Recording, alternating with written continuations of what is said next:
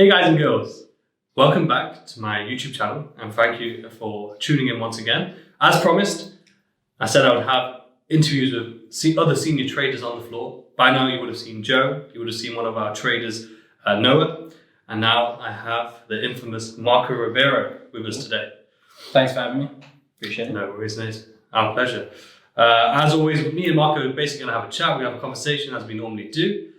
You guys are going to be able to sit in and sort of just get a better feel for, who we are, our sort of journey and the sort of thought process and experience that we've gathered over the years in the trading industry and in general in life. So let's just get started. So, cool.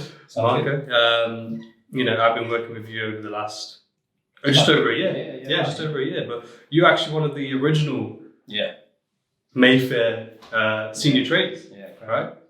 That was what, January 2019? 2019, yeah. Yeah, well, tell us about that. Like, it was obviously brand new. There's a lot of things going on as well at the time. Yeah, definitely. So, my introduction to trading, I had a cousin that was trading stocks at the time, and I thought to myself, you know what?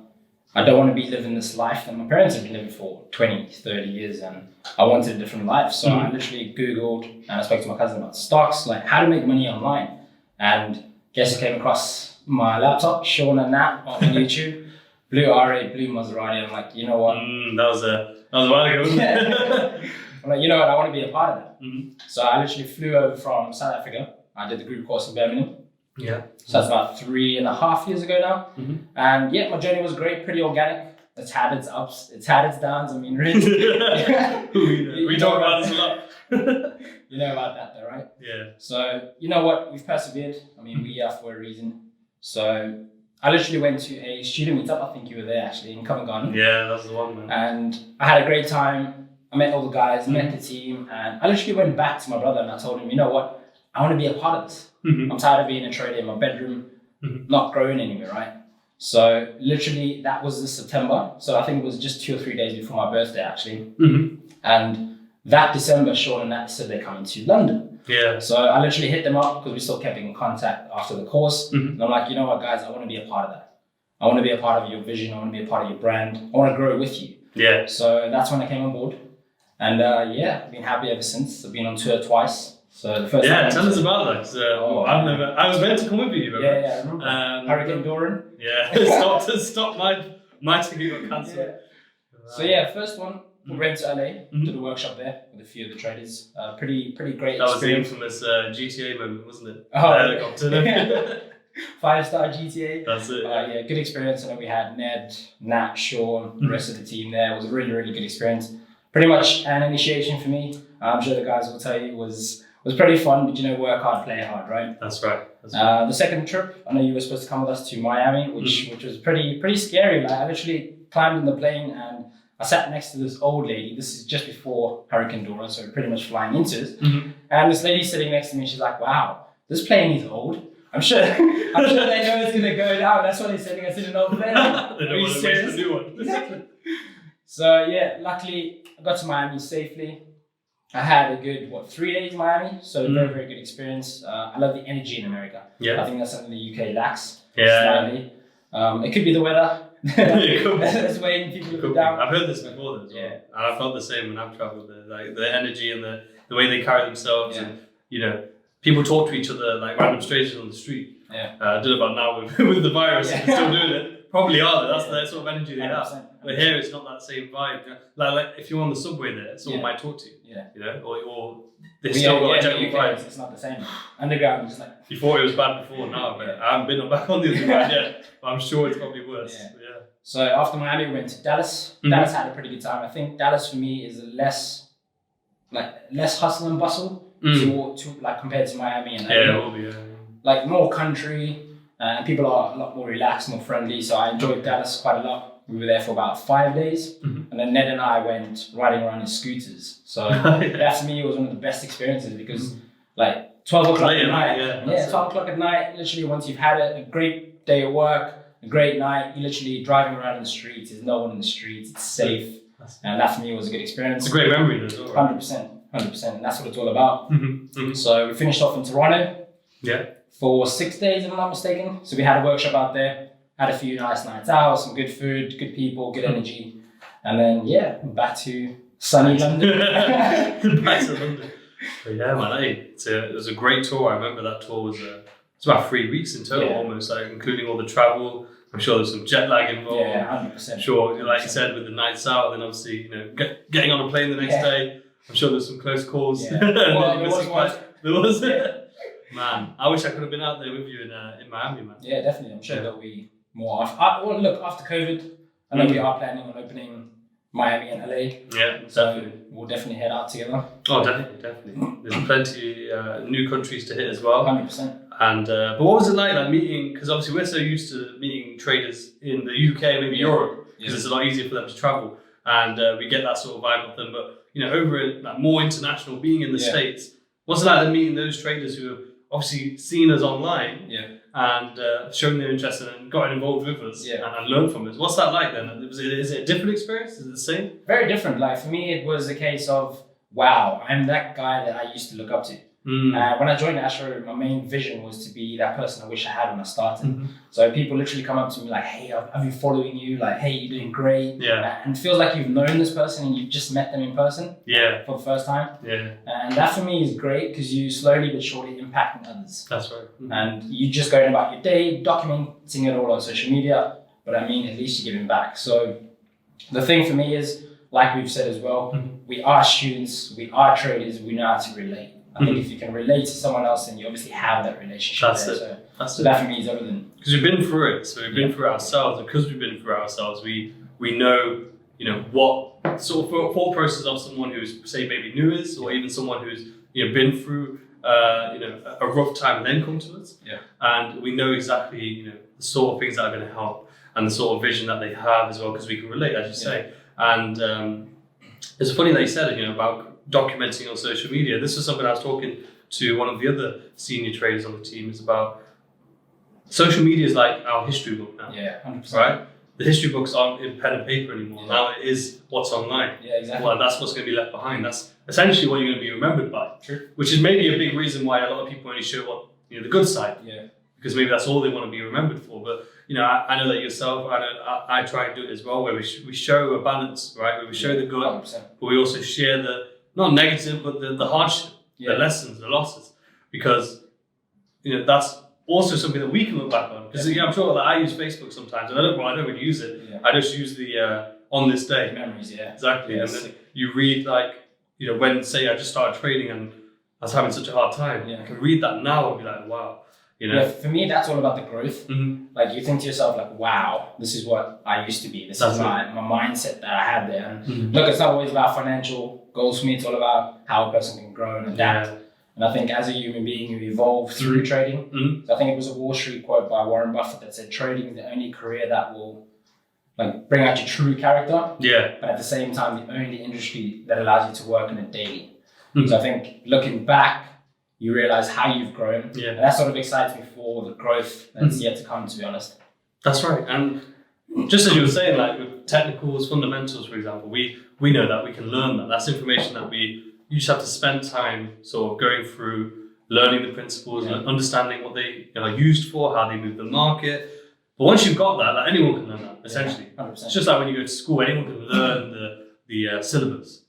But can you then apply that syllabus, which then comes down to the mindset of psychology. 100%. So it's completely right what you say, that psychology is such an important aspect. And then to see the growth day, like every single day. And I think, just as you said, with trading, you get to work on that every day, right? 100%. But also with trading, and the reason why, you know, so many find it difficult and the majority, you know, lose is because I think to be successful at trading, well, I don't think, and we know this, you have to master yourself. To a certain degree. You never truly like master yourself 100%, right? But you have to improve yourself. You will never find someone who just jumps into trading and they're profitable straight away. Because unless they've mastered themselves in other areas and they're able to then bring that to trading, but majority of people haven't. And that's why it's so difficult. That's why the masses are obviously, you know, on that losing side, because they haven't mastered themselves. And a lot of the time they don't realize that's what it takes. True. You know, a lot of the time they think it's, I need this signal, or I need this particular strategy, or I need this particular person. But all you need is someone, like, this is why we're doing this. Because 100%. you know, people are going to learn right now and see, because we've got between us 10 years worth of experience in this market. And we've been through the very start, the bottom. I think it's organic. Yeah. Like we've grown with the process. That's it. Where a lot of people will walk in, and I think that's the problem with society nowadays. It's all quick gratification. Yeah. You want something and you want it now. Mm-hmm. I think that's social media to blame. But I mean, if you want to be a Amazon doctor, Prime as well. exactly. Straight away. Next day delivery. That's it. That's it. So yeah, like I think social media puts that picture out there that like success is overnight. Yeah. Whereas I think it was Lionel Messi that said it took him 14 years to be an overnight success. That's it. And I think in trading, we need to realize that it's like any other career. You want to be a doctor, that's going to take you 7 years. Yeah. You want to be an engineer, that's 4 years, plus probably 2 or 3 years practically. Yeah. And in trading, we need to understand that. I mean, we've got what, 4 or 5 years each. Mm-hmm. So we need to understand that this is now just the pinnacle of our careers. This is where our careers are starting. That's it. We have that knowledge, we have that experience. It's like every year will be like, is really the beginning. Yeah. 100%. I don't think there's ever a stage in any career, even like when you are a doctor, like you say, like that's just the 7 years to get the title. Yeah.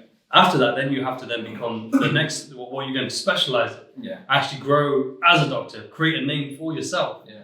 Become like a consultant or specialist. But same with trading. It's like you learn the knowledge, you get, as you say, to a pinnacle. Yeah. But then the next sort of peak is it's about always in how front high of you. you want to take it, really. Yeah, exactly. And I think a lot of people limit themselves in many things in life, not just with trading, business. They limit themselves with their sort of social circle, everything. Yeah. Self-belief.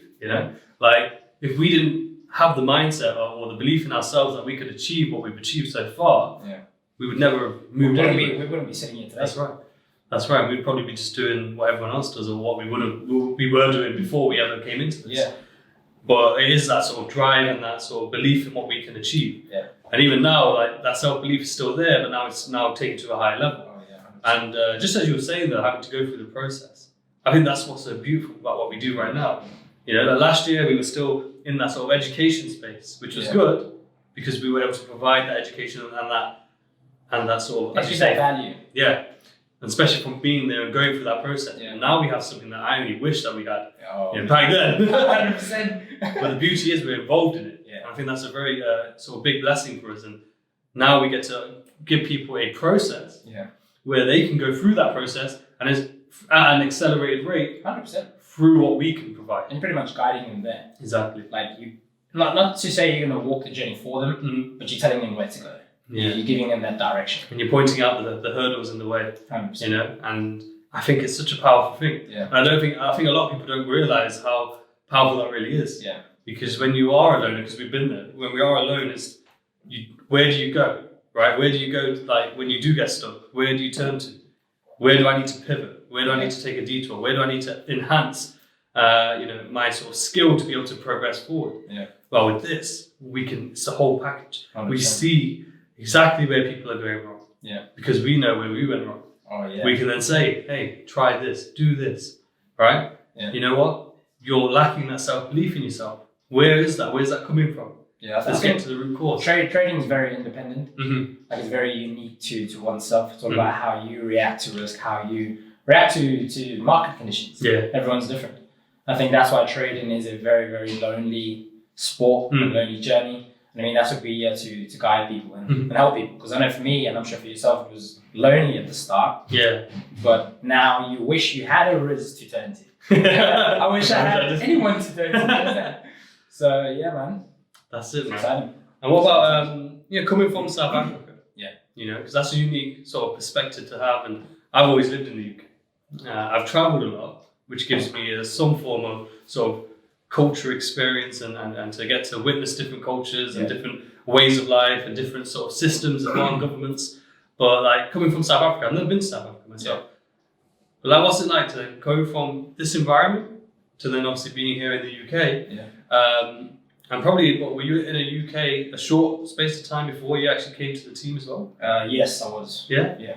Right, so for me, it's all about getting out your comfort zone. Mm-hmm. Be it whatever industry, whatever you are. If you want that different life, you got to take that leap of faith. Yeah. So for me, it was, if I want that life, if I have that vision, then I have to take that leap. No one's going to do it for me. Yeah. And for me, it was a case of, yes, I'm family orientated. I want my own family one day. But for me, it's a case of, I have to do it now while I'm young. I'd rather take that risk now. That's right. Do everything I have to now to set my family up one day so that they don't have to go through what I been through, because I think it's a very big culture shock. Yeah. And it's not something you're used to. Mm. Whereas you just pretty much get thrown in the deep end, but that's how you learn how to swim. Yeah. That's how you adapt, you learn, you grow. That's a choice, though, isn't it? 100%. So a lot of people find themselves in this situation, sometimes by choice, of trying to do something, or sometimes not by their own choice, or by their own choosing, sorry. But at the end of the day, it's a choice of whether am I going to sink or swim. Very true. And don't get me wrong, if you give a valiant effort and you still have the struggle, it does not mean you did anything wrong. You just have to keep going. It's that perseverance. And don't get me wrong, like a lot of people, we say these things, we hear these things all the time, right? But it is true. There's truth to it. Just as you said about Lionel Messi, the 14 years. Yeah. There's no overnight success. Not at all. Everyone sees a particular sort of aspect. So, for example, Justin Bieber, I'm sure everyone thinks, oh, this guy was just found on YouTube, had it easy. Yeah. But I'm pretty sure he was probably on YouTube for a long period of time, mastered his craft, you know, at a very young age as well, which is commendable. But yet people probably just see this young kid who's suddenly, you know, made it big, right?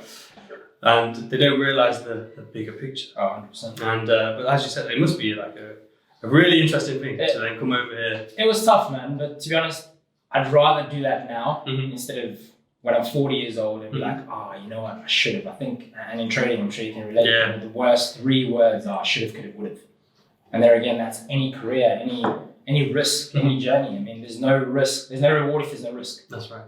You have to be willing to take that risk to obviously enjoy that life. Yeah. I mean, I live a better quality of life, and people will like make jokes if I walk through the park. But that's something that I didn't have that privilege of doing back in South Africa. The parks here are beautiful, they're amazing. But I can just spend 2-3 hours in the park. Yeah, that's safer as well. 100%. Well, I don't know about here in London. It's different parts. So don't go to Oxford, bro. Nah, I'm just kidding. But no, you're right though. And you know, I got to see that. I got to see how sort of blessed we are through this experience of the lockdown.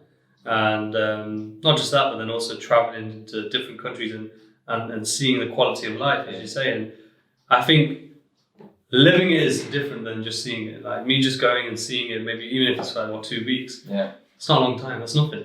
You're not immersed in it. You haven't actually been through that system, through that experience. So it's one thing of observing something, and you can learn little aspects from that. But going through it, it's like they say, like experience is king. Yeah. Right. So it's those sort of experiences, because I'm sure there's going to be a lot of people watching who are from those same sort of backgrounds, or maybe even in worse situations. Yeah.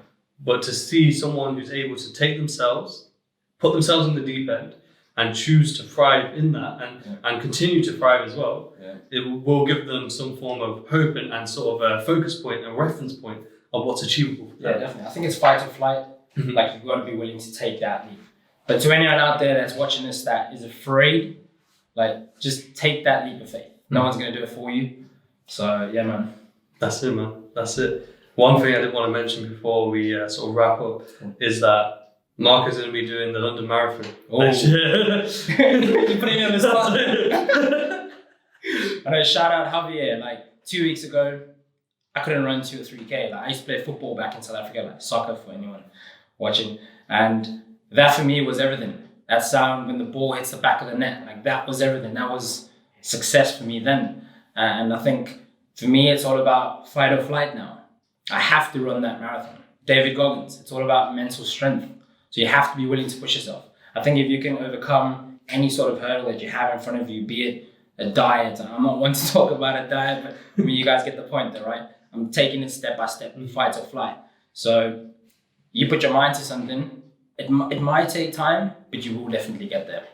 It's true, man. It's wise words. And just to sort of back up what Marco just said about diet, he is doing extremely well, because today I ordered a massive Nando. This is the first Nando's I've had in 3 months. Don't even talk about Nando's, bro. We spoke about Nando's on the last video with Noah, and he was talking about McDonald's, also about Nando's, which I'll confirm for you that Nando's and McDonald's have reopened. So I had a Nando's and I offered it to Marco, and he said no. And Marco had a very healthy meal, so he's putting me to shame. But he's sticking to what he's decided as his goal. Yeah. And as he said, mental strength. Because whenever I say it to him, he goes, I need to be disciplined. And I say, yeah, discipline, nice. we just spin tomorrow. But Actually, again, that's another sign of mental strength then, because I'm sure if it was the other way around and you said it to me, I'd be like, yeah, you're right. I'm in. Yeah. You won't have to ask me twice. Chicken and rice. That's it. That's it. Yeah, I think I should actually put a poll up there. Just have some fun, right? I'm South African. Nando's originated in South Africa, but Nando's in the UK is better. So anyone out there, South African, that's watching this and you've been to the UK, let's put a poll up. What's better, South African Nando's or English Nando's? Did Nando's start in South Africa? Yeah, Portuguese guy in South Africa. Yeah. You see, there you go. You learned something new, bro. I need to go to South Africa now. Why do you think they call it Nando's music when I play my music? It makes sense now. It's all... Yeah, man. Hey, Cool, bro. this is only the first of many, I'm 100%. sure. And we're going to continue to sort of document. And obviously, Marco is with me in the Hit Squad webinars as well that we do every single week. And we're going to continue to do that. And Marco's Instagram will be at the bottom of the screen. His email and Instagram will be in the description below, should you wish to contact him. Mine will be there too. Thank you all for tuning in. I hope this was helpful and you got some form of get to share from our experiences and our journeys. And me and Mark have been talking about doing this for a while, and we're very glad to have done it today. And like I said, I'm sure there'll be many more to come. Yeah, 100%. Yeah. Cool. So as always, thanks, guys. What's the usual YouTube? Like, subscribe, share, or don't like. It's fine. It's fine. Thumbs up. Yeah.